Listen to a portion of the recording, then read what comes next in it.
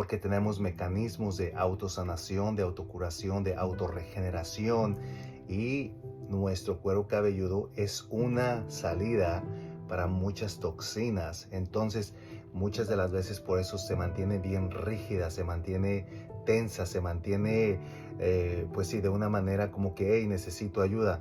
Por eso es importante que nos demos ese tipo de masajes y compresiones fuertecitas. Pero tienes que estar sumamente cómodo en donde tú estés acostado o acostada así completamente, para relajar tu cuello, para relajar tu mandíbula, toda esta parte de tu clavícula, la parte de tus hombros, de tu trapecio, que también es el trapecio, este músculo que tenemos aquí, que es sumamente fuerte y que baja hasta la mitad de tu columna vertebral.